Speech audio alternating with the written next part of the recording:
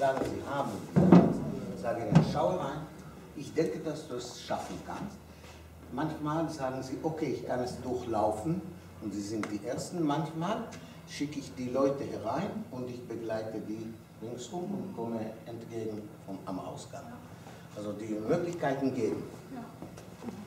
Jetzt da, für deine Frage, warum geht man nicht weiter? Siehst du, dort ist schon ein ganzes Gebiet, den man schon vorbereitet hat für Besuche.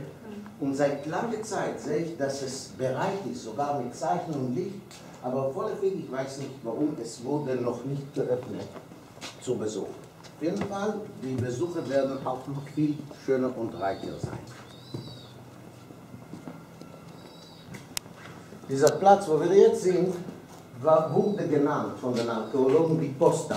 Nicht als Post für Briefe, sondern Posta als Position für Militär. Sodass die Herren konnten herausfluchten vom Zentrum und herkommen, wo sie vielleicht Waffen finden konnten oder von hier schon herausgehen in der Stadt und zum Hafen.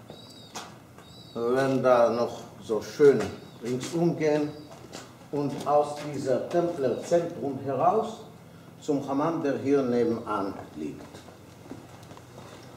Durch einen türkischen Bazar aus dem 18. Jahrhundert und durch einen Touristenladen, weil jemand hat viel Geld bezahlt, jemand im Rathaus, damit alle Touristen durch seinen Laden durchlaufen müssen.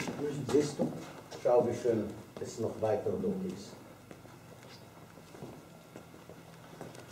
Das alles blieb so versteckt unter Erde, bis man es zufälligerweise entdeckt hat, vor ungefähr 60 Jahren.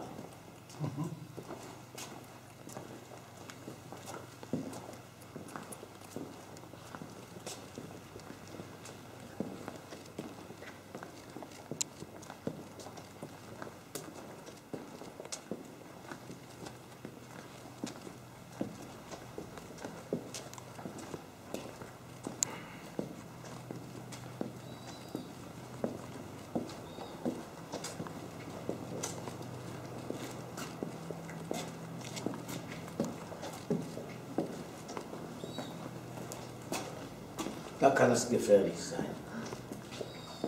Die Tauben sind dort im Loch.